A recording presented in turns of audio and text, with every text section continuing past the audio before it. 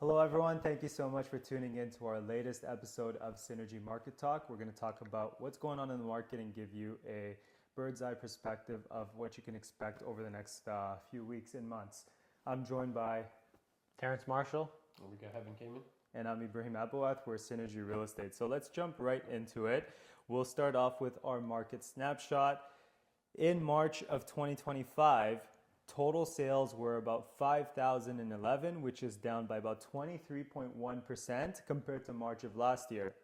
At the same time, new listings were 17,263 new listings in March of this year. And that was actually up by 28.6% compared to March of last year. Average selling price was $1,093,000. And that was down by about 2.5% compared to last year. And if we look at the average days on market for properties, it was down by about 13.8%. So that was actually very interesting to me that properties are actually selling a little bit quicker compared to last year. But, you know, those are the stats. We're going to dive into them deeper in just a second. But just hearing those for the first time, what are your immediate thoughts, gentlemen?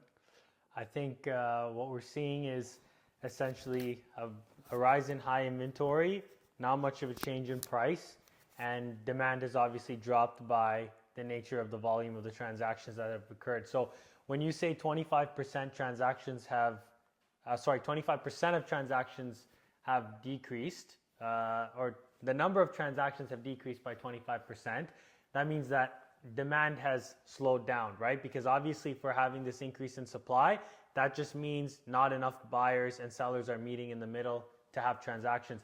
And that's just reflective of the continued uncertainty since the US election started. I think we're starting to see that now drift into statistics coming to February, March, and we'll probably see that trend continue going forward until maybe there's a little bit more stability. Yeah, there's no denying it. The market has slowed down in terms of activity over the last couple of months. I was just speaking to someone this morning, really, busy real estate law firm. They run a busy real estate law firm. January was their record month in terms of total number of transactions. And February, their number of transactions dropped by 33%. And that's just indicative of, the tariff uncertainty and all the stuff that's been going on since the U.S. election. We have a few visitors today, actually, so you might see Mr. Terrence's cats in our video, just as a little note. But it's interesting how the market has reacted. You know, obviously we see on a day-to-day basis how the stock market reacts, right? Yes. It's been up and down, like mainly down, to be honest with you, over the last couple of months. Like the S&P is down like 15-20%. Any election gains that they had in November are completely wiped out. But real estate really takes a longer time before you see these, trends start to trickle in. But we're really, really starting to see them now. How are you guys dealing with that on a ground level, right? When you're dealing with your clients and so on. Well, I see on the listing side, we have to set the expectation ahead of time because we have another listing coming up in Oshawa right now, and the client still had like a higher expected number, and we had to kind of sit down with them and show them the updated comps. And we're going to be listing that property most likely at the beginning of May, so we're going to have to sit down with him again to revisit the comps again around that time to give him another updated price. And honestly, I think based off the stats right now, we might even expect a lower expected price at the time that we do sign the agreement with him, right? So Yeah, for sure. and I think let's break that down a little bit. Why is it that we're struggling to justify price to a client? Well, because the number of transactions have decreased, so the number of comps available are much less, and then the majority of comps that we have are in and around or before the election. So we still don't have like solid amount of comparables in a specific area to say to clients or sellers in particular that this is how much your area has dropped by. And so what we're doing is we have a couple of comps before the election. Maybe at best I've seen one comp in the last 5 or 6 listing appointments I've done. And then we have to say, okay, these are what are on the market, and this is the statistics in terms of like what's happening with those. So we're telling them, let's just wait for some more history to build up by watching what's currently listed, and saying to them like, look, it's really hard to pinpoint where you might land, But like you said, Ibrahim, there's no denying that that the market has slowed down and that we are seeing prices, relatively the same, funny enough, but just the activity slowing down. And we're going to talk about prices in a second, but I'd be curious to know, are you telling your clients to expect lower than what they would have received before? Are you baking in this market uncertainty in your pricing? I think you have to look at what is your seller's motivation, right? Really, if they need to move versus if they just want to move, right? If they need to move, then you want to bake some of that uncertainty in, because obviously you're working with fewer buyers. You might have to be a little bit more forgiving, I guess, in terms of your expectations on price if you're looking for more liquidity, right? Liquidity meaning like you want to sell your property in much less time than the average days on market. So that's typical, but if you feel like you can wait, if your seller can wait, maybe you can hold out a little bit longer and wait for the right buyer. And again, that's being said that you've done all the right marketing properly and you've done everything to a T with your listing and you're going to get a good price, right? For sure. So why do you think the prices have remained relatively stable? If I look at the MLS HPI trends and just generally the sale price, average sale price over the last 12 to 18 months, when we had that initial drop in 2022 and early 2023, since then the market has remained relatively stable. Why do you think that's the case? I think, honestly, sellers have not been, okay, well, I think relatively speaking, we're probably talking about freeholds, right? Like freeholds have held their pricing much better than condos. Yes, but the caveat is over the last 6 to 8 months, even condo prices have remained relatively stable. We had a substantial drop in 2022, 2023, but even condo prices now are relatively stable. Yes. I think obviously that just means that sellers are not being as forgiving with their pricing, right? They're saying like, look, I'm going to hold on. I'm going to stay tight. I believe my pricing is right. And the buyers, on the other hand, are also saying like, I'm only going to transact if I really have to, right? The buyers and sellers that are transacting are really the ones that are motivated at this point. There's no really, how do I say this? Like obviously investment activity has dropped off, right? Like the appetite for investment in real estate is not what it was in 2020, 2021, and 2022. But the buyers and sellers that are transacting, obviously if prices are not shifting too much, they're selling their home in a market where they know they might not be, I know it's been dropped by like what, 2%? 2.5. 2.5. So, I mean, relatively speaking, it's still a drop, not a big drop, but it's a small drop. But if people know that they're selling and buying in the same market, if you're upsizing, you're actually going to do better, right? Because you're moving into a category of pricing where the drop is larger than what you've experienced with your property, right? Yeah. So there's... couple interesting things, okay? For the average property across the board, freehold and condos, the average selling price is down by about 2.5% compared to last year. But on a seasonally adjusted basis compared to last month, it's actually up by 0.3%. It's a minimal amount, so it's but flat. It means that pricing has remained flat. We have a similar trend for condos.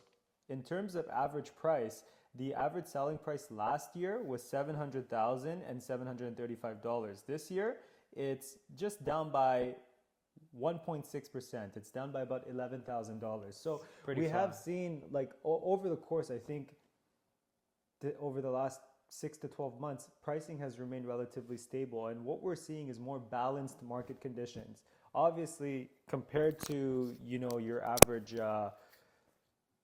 sale a few years ago, it's not as crazy as it was where it favors sellers over buyers. But overall, right now, it's pretty balanced across, the board for both buyers and sellers. Would you agree, Heaven? Yeah, I would agree. Yeah, I think the number of months of inventory we have right now, we're still in a balanced market territory. We're approaching 6 months of inventory, which if we hit 6 months of inventory, then we're going to be officially in a buyer's market. Yeah. But right now, and you're seeing obviously, like we said, listings have gone up by 28% year over year. So if that supply trend continues with more listings coming on the market and the demand doesn't pick up, then we will officially probably enter buyer's market territory. And I would be willing to make a bet that that's likely going to happen within the next couple of months, because I don't see anything really changing from a macro level here, I think the uncertainty is going to continue. I think we're going to continue to see this back and forth with tariffs and retaliatory tariffs. And I don't think the narrative is going to change too much. We'll see what happens with the election and how our government maybe gets a more grip on that. But does the certainty really come into play right away? No, it's going to be a while. So You I know, think we'll be there. it's interesting because if you listen to some of the material out there on, Trump's philosophy and, Howard Lutnick, his Secretary of Commerce, they really do believe in this tariff talk. They really believe that, tariffs will replace income tax, and they really want to be more isolationist and go back to how the US was pre-NAFTA, right? In Yes. the 60s and 70s. So personally, after, doing a little bit of research and listening to all of this over the last few weeks, I don't think the tariffs are going to go away anytime soon. So that adds to They're your not. point. I think we're in the long haul now with tariffs. And yes, I think in the long run, Canada will be stronger, but we're going to feel short-term pain. And sure. that pain is going to reflect in the real estate market like we're seeing right now. So whether prices fall or not, that's going to depend on the severity of the economic impact. But, just yesterday I read auto plants in Windsor are closing for 2 to 3 weeks just as a result of the auto tariffs coming in, right? So I think we're going to see this trend of, market activity slowing down, because when people are wondering whether or not they could put food on the table, or feed their kids or make their next rent payment or mortgage payment, I don't think they're really focusing on investing or buying a property, right? I That's think right. we have to put that into perspective as well. But, again, the reality is you're always going to need to buy or sell real estate, or people will always need to buy or sell real estate. So there will always be people moving, and the market will continue to flow. I mean, we've had multiple recessions over the last 2 decades, in the 90s, in the early 2000s, in the mid 2000s as well. So will the market respond? Absolutely, but I think we're in it for a few months where we're going to experience this slowdown. Sorry, what's going on? Gonna have to just gonna put pause them it down. here. We're gonna have to We gotta pause it here. No, it's okay. Sorry. We can continue while he focuses on that. Why don't we talk a little bit about, we're seeing the mortgage market react pretty strongly as well to all of this stuff. The interest rates are coming down. Affordability is improving for a lot of people. And, with the declining home prices you can see over the last couple of years, people are in a prime position now to enter into the market and take advantage of it. Now, obviously, it's not the right situation for every single person to enter the market right now, but for you as a real estate agent, what's the advice you're giving to people that are maybe considering buying right now? Well, the approach that I take, Ibrahim, is mainly I call my clients and I just let them know what's going on. I'm like, hey, listen, the interest rates are lower and the home prices have dropped quite a bit, and a lot of our home buyers are getting absolute steals, which is what's happening in the market right now. So I'm basically just kind of doing like a courtesy call for everybody that has had a conversation with us in the past and letting them know that this is the situation, because obviously the news is going to say the complete opposite. They're going to say everyone's in turmoil, whatever, right? But this is what's actually happening. Buyers are getting really good deals. Obviously, it's not every single house that's selling at a complete loss, but there's a lot of deals out there, right? So that's what I'm, as like on the buyer side, that's how I'm approaching things. And obviously, like, once again, it doesn't make sense for everybody to hop into the market, but if the tariffs are not affecting you and you have the capital set aside and you can get into the market, you're going to get a deal. This is the market that everybody was kind of hoping for, and it's here, right? But it's not, once again, it's not for everybody to get into the market right now. Yeah, I think it's important to focus on long-term value. We nail this point every single episode, but real estate is a long-term investment. If you're in this for the long term, don't focus on the short-term price swings.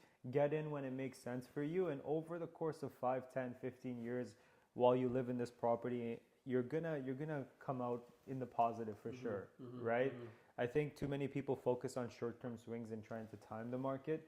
As we always say, it's very cliche, but time in the market is always better than timing the market, right? Just like any other type of investment. And you have to think about it too. When the news and the media is pushing that the market's going up, everybody else is hopping in the market at the same time, and that's when people most likely end up overpaying for a property. Yeah, we're really seeing right now, like, everybody has a wait and see attitude, right? Yeah. Everybody's waiting to see what happens with the political situation in Canada, who's going to win the election. Everyone's waiting to see, when that party wins the election, how are they going to deal with the tariffs? They're waiting to see how Donald Trump is going to continue on with this tariff policy. They're waiting to see how the interest rates play out. It's just across the board, wait and see, wait and see, wait and see, right? Let's talk a little bit about like how that affects Canada, right? Because like there's so much uncertainty in the US. You touched on it a little bit by saying the short-term pain, right? We're seeing some of that short-term pain even before the tariffs come into full effect, because there was a 33,000 job loss. We lost 33,000 jobs in March in Canada, and we haven't even seen the full impact of these Toronto's tariffs. unemployment rate is nearly 10%. It's actually a very good signal of how weak our economy was even before these tariffs come into play. And it shows how crucial this upcoming election and change in policy and economic policy we need so badly to get our economy back on track. Because if we had 33,000 in job losses last month, you can bet that the Bank of Canada has a really tough decision to make. They would normally just cut interest rates thinking that, okay, job losses are happening, the economy's headed towards turmoil, but then what happens when the tariffs come into effect and then prices start rising? So if prices start rising again, then they're going to have no choice but to increase interest rates again, and that's going to create pain in the next short term, right? If you're somebody obviously who's subject to those job losses and subject to those industries where they're impacted by tariffs, right? But I think overall, like we've been saying, if you're insulated from that, this is the market to buy. But it'll be interesting to watch what the Bank of Canada does over the next couple of months, next couple quarters, I should say, and what the new government does in terms of handling this. And how Ibrahim said, like, Canada's going to come out stronger. I think this is forcing us to realize what resources do we have in the ground, where do we have the opportunity in Canada to finally bring those things to market and actually improve our economy and become less reliant on trade and on the US. And so this could be a really good thing for us long term, because even the parties that had previously not seen eye to eye on those policies in terms of bringing let's just say more oil to the market, for example, and focusing less on, like, let's just say green technology. Now it's kind of like, okay, like we have to support our economy here. We have to get jobs going. What are our strengths in our economy, like in terms of natural resources, and how do we improve that, right? So hopefully those things will start to take effect. Like you said, they're not going to happen overnight. So I think we're in for short-term pain, but we could really come out strong in this if we have good government. That's what it's going to come down to. Absolutely. And, we don't want to get into politics too much, but it's important to understand the party that's going to come into power is going to have a direct effect on our economy, our livelihood, and obviously the real estate market. So I would encourage everyone to go and vote this upcoming election. It's probably one of the most important elections in our lifetime. I agree. And would definitely recommend that. But, one thing that stood out to me from what you said was, and I read about this as well, there's a real chance of inflation increasing over the next few months and the Bank of Canada hiking rates rather than, lowering them further and further. If that's the case, if you are considering buying right now, one thing I can really give you some solid advice on is maybe it's important to lock in a rate right now while rates are low. So, do a 90 to 120 day rate hold. You can connect with a mortgage broker. If you don't have one, we can connect you with one.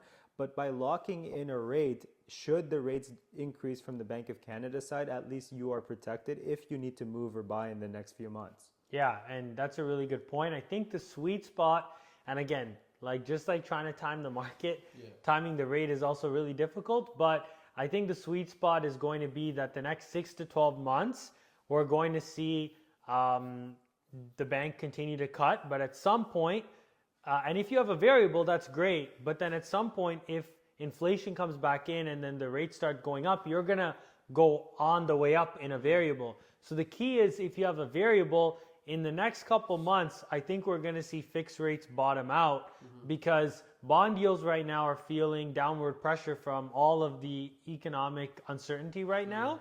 But eventually, once the tariffs all play out and inflation kicks back in, the central banks are going to have no choice but to increase rates.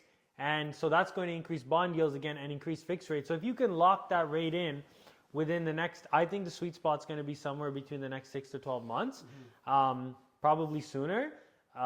If you can lock that rate in for a fixed rate, well, you can get a good deal on a house today. You can lock in a good rate.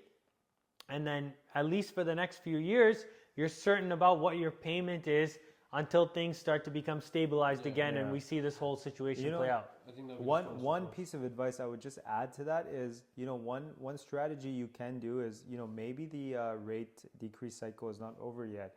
You can always convert from a variable to a fixed, but you can't convert from a fixed to a variable. So one of the strategies that a lot of people are using right now is getting on a variable rate mortgage, because the difference between variable and fixed is not that substantial right now. Fixed rates, from a mortgage broker I spoke to, the difference between them is probably about 20 to 30 basis points. Historically, it's been 50, 60, 70 basis point difference between the two. So if you lock into a variable rate mortgage right now, at least over the next few months, while they're stimulating the economy by lowering rates, you can benefit from this rate cycle. But then once you notice that things are starting to change, you can always lock into a fixed rate and convert to a fixed rate at any time. So that's something you can consider. Obviously, that type of strategy is a little bit more risky. If you're more risk averse, it's just better to lock in a 3-year fix or a 5-year fix, whatever you feel more comfortable with. But those that are a bit bold, that want to take their chances, you can definitely utilize that strategy as well. And the fixed rates are pretty good right now too. We're seeing some fixed rates sub 4. So once you get below 4% on fixed rates, I mean, this is what normal territory for fixed rates was before COVID. Historically, 3.5% to 4% is typically where rates should be. It's a healthy place to be. For sure. So we'll see what happens, but let's move on. Yeah, I think. Sorry, you can move on. I think probably the viewers want to know if you go from variable to fixed, if there's any penalties or No, there isn't. So here's the thing: if you have a fixed rate mortgage, if you want to change the type of mortgage you're in, you're gonna have to pay what's called an interest rate differential. It's essentially a penalty. It's a pretty substantial penalty. But if you're on a variable rate mortgage and you want to convert to a fixed, there is no penalty. All you have to do is call your bank and let them know you want to switch over. They'll give you your options, and then you can switch over at any time. So again, it's something that you can utilize if you want to try to maximize your savings. But again, it's not a strategy for everybody. But with that, I want to really just focus a little bit, because we have a lot of investors that watch our show as well. What are we seeing in the rental market? I have a few statistics here, and I'm going to go over the statistics, and then I'm going to pass it over to our leasing specialist, Heaven, who's going to give us a little bit of an inside scoop on what he's seeing on the side of both representing tenants and landlords, right? So in terms of apartment rentals, last month they were up by about 13.6%. Okay, but then at the same time, the average rent for a 1-bedroom apartment was down by 5% compared to last year. Also, the total number of new listings was up by 18.5%. So, seeing these stats, how does that reflect what you're seeing on the ground? Okay, so let's start off with the 13.6%. That's the overall rental increase, right? I think that has a lot to do with the market uncertainty. I think a lot of people, instead of getting into the market to purchase, I think it's a combination of the market uncertainty, and I also think it has to do with the economy as well, where people are struggling and they don't want to put all their money into a home right away, and they want to continue to save a little bit longer. Another thing too is that I'm seeing that the rental prices have dropped quite a bit, right? Anywhere between $300 to $500 a month. It's dropped, right? So I think you're talking on larger homes, condos, everything. Everything's dropped quite a bit, right? So I think Ibrahim says 5% is overall rent drop. No, that was just for 1-bedroom apartments. Oh, 1-bedroom apartments. Okay, yeah. So the price drop will be much smaller on a lower priced item, like a 1-bedroom condo. Exactly. But I know you're doing a lot of larger leases. Yes. So homes are seeing like even 3 to 5. Because if you had a 5-bedroom home and it was $3,500, now you're seeing like $3,100, $3,150. That's on the MLS. Even on, I'm hearing on Facebook Marketplace, on off market, people are getting even lower deals. Right, but you got to be careful with the off market stuff too, because there's a lot of scams there too. But, for sure. I mean, the average price has dropped by $130 for apartments, right? Obviously that's good relief for renters, but for investors, that's not a positive outlook, and it seems like this trend is going to continue. We may see a little bit of more activity in the summer. Typically, that's going to be the case. But I I think think- one of the biggest drivers, would you say, from your experience, is it because we don't have a lot of students or foreign nationals? Is that probably the reason, or is there something else that's going on? In terms of what Why are the prices dropping? Honestly, I think the prices went. Not I think. I know the prices went up in 2023. Initially, when the interest rates first went up, because there was a lot of home buyers. Instead of getting into the market, they all started to flood the rental market alongside with the increase in immigration.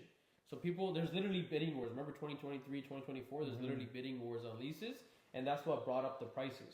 So now that the bidding wars are gone, and now a lot of those previous renters are getting into the market, and the new guys are going into the leases, the prices have come down quite a bit. And I'm seeing listings sitting on the market on average 30 to 50 days. Yeah. And then you start seeing the price drops. And once the price drops are happening is when it finally gets leased out. But I think, honestly, the rents are going to continue to come down. But I think maybe in the summertime it might start to stable out a little bit. Maybe it's more of a correction rather than It's a correction. than going down, because I think all this artificial increase in immigration that we had over the last 2-3 years with 1 million, 1.2, our population increased by 2% or 3% over the last 2 years, which is insane to think about when you have 40 million Canadians. So when you have that much immigration, I think it's just going to lead to additional demand, and that's what caused the prices to increase. But when we have a more regular stream of immigration coming in on an annual basis, obviously the demand isn't going to be there. So maybe these prices are here to stay for at least the next little while. And You know what? If you really sorry, Go for it. I want to just talk about I want to say it from the landlord perspective after, but continue on with about the tenants. Yeah. So on the other tenant side, even if you look at the calculations that we do, naturally the rent can exceed 1/3 of your take home income, but in Toronto we made it half. Yeah. Right. So now it can exceed half. Even at half, the average person's salary, you can't afford a nice condominium. And that's gross right? income. And that's gross income as well, right? So it's even more. If you look at somebody who's making, let's just say 50 to 65K, for example, they can only rent a basement, right? Yeah. You would need dual income to get into a condo, right? So it's And I think what's really interesting, and this is a hot take, right? Think about it like this, right? Rents are coming down, right? And initially landlords had higher rents. That was coping with some of the higher interest rates, okay? Yeah. Now they thought, but they were still negative cash flow. Yeah. Now interest rates came down. They thought they were going to be less negative cash flow, but now their rents are coming down, and so they're still in the same position. So while you might have thought lower interest rates, this is going to help landlords be a little bit more relieved because their mortgage cost was going to be less, what's actually happening is with the rents decreasing, they're still in a negative cash flow position. Yeah. So it's becoming like just when you thought you saw some relief as a landlord, now the rents are softening. It's a reality, and maintenance costs are increasing also, always. We've dealt with quite a few clients who have had their tenants approach them and say, "Hey, I know I'm paying $2,700 a month, but market rate now is 26 or 25, and I want you to reduce the rent." As a landlord, you have two options. One is you can say yes and you can agree to that, or two, you can say no. If you offer the latter and you say no, they're just going to go find a cheaper apartment or a house in your area, and then it's going to take you another 30 to 50 days to lease. So then you got to pay the agent again and the other agent. So that $1,200 loss that you would take from the reduced rent will end up being maybe double or triple that amount just from having to lease it out again. So if you are a landlord and you do come across that situation, I would highly recommend you negotiate with your tenant and keep them on, especially if they are a good tenant and they're paying their rents on time. No, we've actually had to do this recently for one of our landlords, a few of our landlords actually. And we've advised them to keep we actually don't make money from advising you to do that, but at the end of the day, we focus on long-term relationships, right? But it actually makes more sense for you to retain the tenant and just negotiate it down. I know every landlord wants to increase the rent on an annual basis, and the government, I think for the last couple of years, they allowed like a 2.5% increase. Yeah, it's been 2.5 before the November 2018 bill, right? Yeah. If your unit is under rent control, it's Yeah, 2.5. If exactly. it's built after November 2018, then you're not abiding by It's that. actually not a good idea to raise your rent on your tenant right now. So They worse. will leave. Absolutely I had not. a They client. will leave. I had a client that did that recently, and their tenant just said nope. Yeah. They moved out. They were vacant for 2 months. We got it leased out, but There you go. you know there were fees and vacancy that he didn't account for, and it ended up being a bigger loss. So I think you know it's important to be. I guess the right word is you have to be very in tune with the market, you know, and focus on what's going on, especially if you're a landlord or if you're a tenant. And again, if you have questions, you can reach out to us. We help a lot of clients, and we'd be happy to give you some tailored advice. With that being said, we can go off to our last segment of our show, which is, you know, the advice we give to our clients. So first of all, you know, with all of this talk, all of this, everything that we've just gone over the last 30 minutes, Heaven, what does this mean for buyers? What's the advice you would give to your buyers right now? In terms of what's specific? What advice would you give to your buyers that might be considering moving or just in general? Buyers, I would say the exact same thing. If the tariffs and the economic uncertainty isn't going to affect you, consider the market. Go look at some units and put in some offers. Honestly, even lowball offers, there's no such thing as a bad offer right now.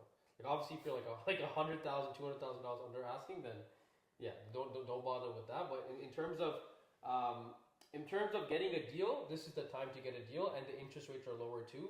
So go out, have a look. You have a lot of inventory to pick from. So this is the time that you can actually relax and have a look at the market and get a deal. For sure. I think right now you have more opportunities to buy with leverage. You have lower rates, more opportunities, and more negotiation. Yeah. So as we always say, it's not always the right time for everyone, but if it's the right time for you, you can take advantage of the current market situation. And you can do home inspections. You can throw in all the clauses you want, and you can still get the deal done. For sure. Yeah. Terrence, do you have anything to add for buyers? For buyers, no, I think you guys covered it. Perfect. So Terrence, what does this mean for sellers? Sorry. Before we get into that, you said something about you want to share with the landlords. It was the negative cash flow, Yeah. Oh, the negative cash flow. right? Okay. And I hope the landlords are. I think we're still in territory where most rental losses are still happening for tax season. So make sure you're claiming all your interest expense, especially your HELOC interest expense. For sure. Right? So yeah, Terrence, what does this mean for sellers right now? For sellers, I think what this means is your agent has to be on top of the data, right? You have to be a little bit understanding about the fact that the comps that you're going to be seeing happened when times were not as uncertain, and as times are going to continue to be uncertain, you're going to have to go with the market. So my advice would be try to stay ahead of the market, try to get weekly updates like we do with all of our seller clients. We update them weekly on what's happening, and we want to adjust our listing prior to the market adjusting, which means you're going to be able to sell with better terms and for a better price and be able to move on rather than dwell and be behind the market and then end up realizing 6 months later, I could have sold for X price had I just adjusted then. So that's number one. Number two is take note that listings are increasing, which means for you as a seller, you've got more competition. So on the last 5 or 6 listing appointments we went on, we took all of them.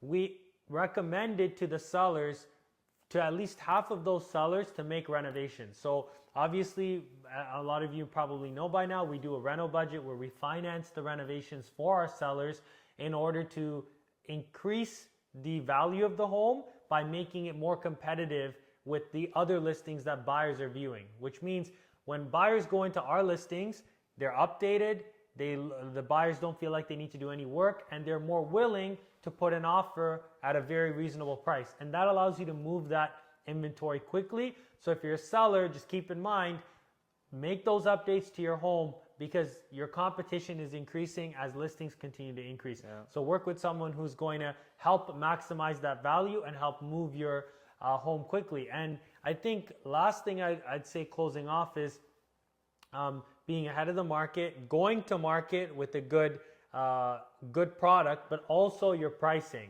Price it right from the start so that you attract the buyers that are out there. There's not as many, right? Obviously we can see transactions are down, demand is down, but there are still buyers looking to move. So it's not a matter that your home won't sell. It's just you have to attract those specific buyers That's with your price and with your product.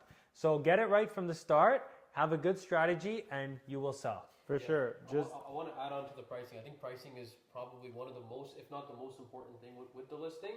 Obviously, the professional photos, all the additional boosters that we put in to get the listing out there is huge. But the price is what really attracts a buyer and brings them into that property. Even if it's listed lower than market value, that's what's going to bring them into the house and actually fall in love with the house initially, right? But again, it's not just about the price, it's about the strategy that you use. It depends on the local market that you're in, the type of house that you're in, and obviously how the market is performing overall. So what works for one house in one neighborhood might not work for another house in another neighborhood.